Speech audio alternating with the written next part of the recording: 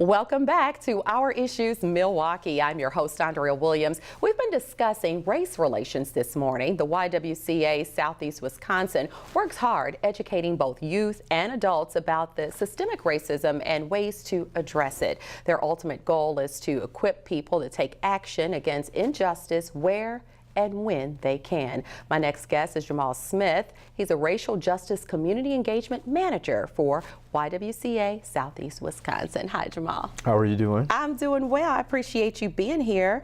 And, you know, people hear the YWCA all the time, but not everybody understands what it is you guys do. So this is a great time for you to explain to us in a nutshell what you offer.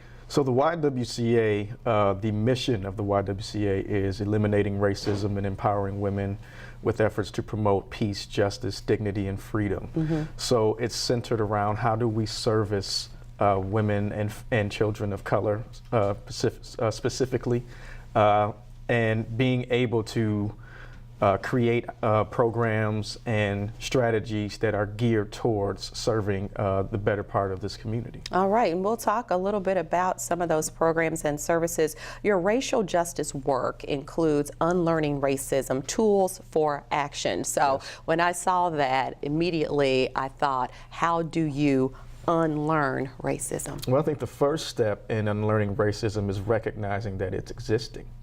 And we can see from much of what happens or what has been happening in our society how there's been so much of a detraction and people who are really working hard to fight against the existence of racism. So I think first it's the acknowledgement of its existence, one. And then two, how do we begin to build those strategies or actions that are necessary, working in collaboration across the aisle of saying, okay, these are ways in which racism is happening, so what do we do as a collaborative to work together to end it? But it first starts with having the conversation and acknowledgement. And speaking of conversations, you guys actually bring people from the community together to talk about race, and you do this every Wednesday from 1 to 5 p.m. So during these conversations, what are the type of things you talk about? We talk about the impact of racism, the roots of racism, in addition to how it manifests within our communities and within our society. But the ultimate goal of of unlearning racism is to begin talking about those strategies and actions that are necessary, because once we have the conversation about the acknowledgement, the next part is getting active in trying to fight against whatever those systems or those ideologies are that perpetuate racism. So do you ever witness in these conversations or in these meetings with people from the community that someone maybe learns that they were racist but did not really know that they were? Absolutely, absolutely. Really? And I think this is a very controversial conversation. It's a very controversial class, and sometimes, you know, feelings can be visible, but we welcome that because you have to get past those barriers that are blocking progress, right? And part of that can be the whatever that is internally that a person is dealing with, or what you see externally as far as systems are concerned or institutions. All of those things need to be discussed.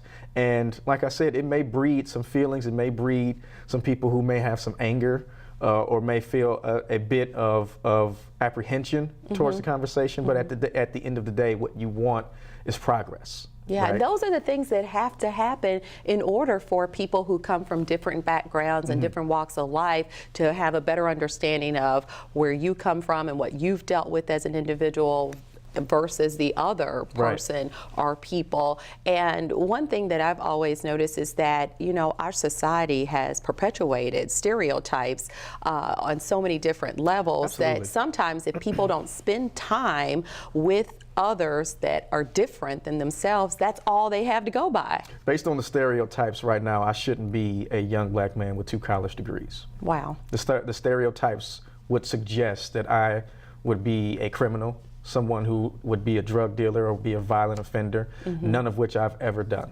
But based on stereotypes, based on narratives, based on conversation, based on statistics, absolutely. I should fit under those categories, which I don't. But there are people who, thank you, but there are people who perpetuate the narratives and feel as if because this is something that they've either seen or read without that direct that direct connection, right, then this must be the panacea or the zenith. And that's not the case whatsoever. Right. So you have some upcoming conversations on race where people can actually get involved. One on March 7th and 21st, then another's coming up April 4th and 25th. So I'm thinking they can just go to your website and get some more details and give you guys a call. How does someone sign up for these? Oh, it would be either register on our website, YWCA or you can call to our office. 414-267-3285 is my direct number, and we can get people connected and signed up. And these are great conversations. And these are free to the public. And they're free to the public. Good stuff. So let's discuss the impact of racism, especially here in the city of Milwaukee. Everybody that's lived here for any amount of time continues to hear that we are hyper segregated and things of that nature. So I'm interested in getting your thoughts. Well, I think that's something that has existed for decades, right? I mean, even when you look back to the Fair Housing Acts of 1967 and the 200 Nights of Freedom that proceeded prior to that legislation being passed, right? Well, the 16th Street Viaduct used to be recognized as the bridge connecting Africa and Europe because you had blacks who could not go over to the South Side, right? And so it was that dividing line where you had people who could only dwell in certain parts of the neighborhood. Now, obviously, people who we've seen based on laws that doesn't exist to that manner. However, the ideology has not changed in a lot of people's mind. So you have some who may go into those neighborhoods, but are still facing some form of racial tension because people feel as if this is not your neighborhood, you don't belong here, even though technically they can move there. Right. But just because you have legislation in place doesn't mean you change the minds of people. And I think that's what's important about the Unlearning Racism course, is because we're having conversations and we're getting to learn each other's perspectives, which then can proceed into taking action. But when you talk about the impact of racism in the city, it's very widespread. I mean, there's a reason why Milwaukee was recognized as the Selma of the North. Selma of the North. Selma of the North. Wow. So you made the statement about a divide. And when we look at our society today in our current state, there is a huge divide on so many different levels. A lot of that is also, encouraged by rhetoric that has really made matters worse, in my opinion.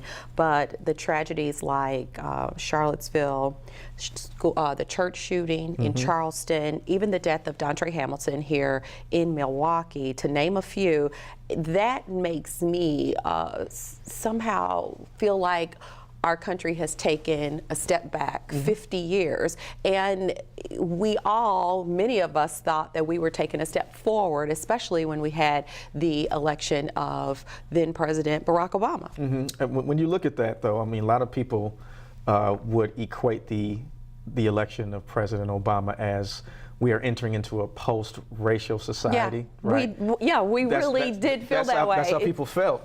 What most people don't know is that during those 8 years that Obama was in office, it was the most influx of hate groups that happened, which then leading to the election of the current administration and the rhetoric that has been coming forth from that platform. It gave people, it was almost like an empowerment mode. And it was almost like a pass. So if it's coming from this aspect, if coming from this point of leadership, then of course it's okay for you too to say and feel what you feel. I mean, we're talking about the commander-in-chief, right? So if he's saying it from his platform, then I should be able to express those same sentiments. So when you have something like Charlottesville that happens and it seems as if that was defended, right? Versus when you look at the NFL protest, right? Because the definition of patriotism is talking about loving your country so much that you should be able to hold it accountable when it loses its way, when it goes astray, right? So you saw a lot of NFL players who were doing that.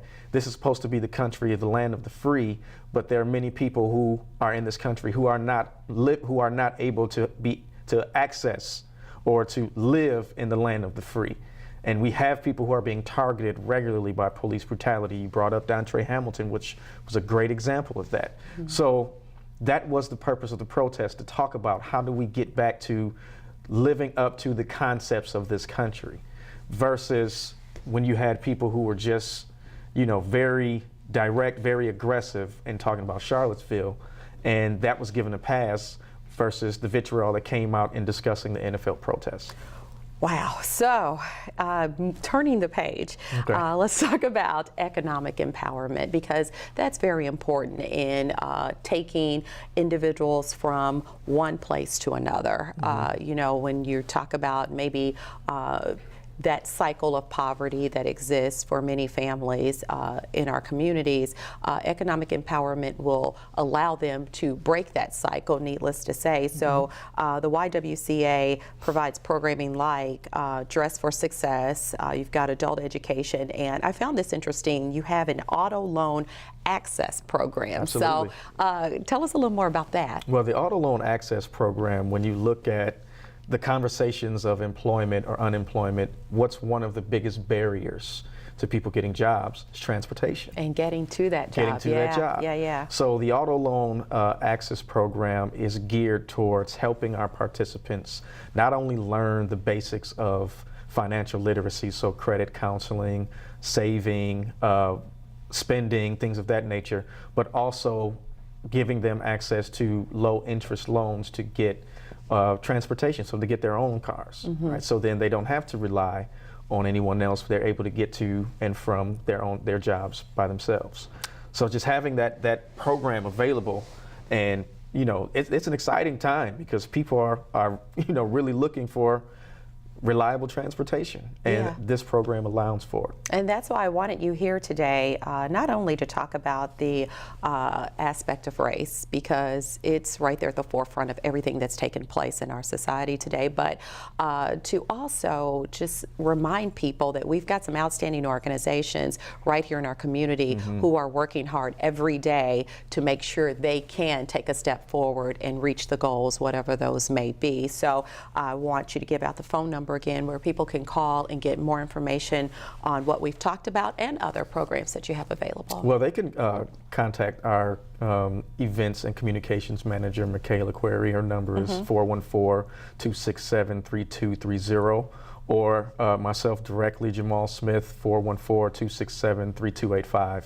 And we've got a lot that is going on at YWCA. Well, that's a good thing. Absolutely. And you guys are located at 1915 Dr. Martin Luther King Drive, and so you're easy to find, and it's like right there right on the corner, at the corner, and you can't miss it. That's true.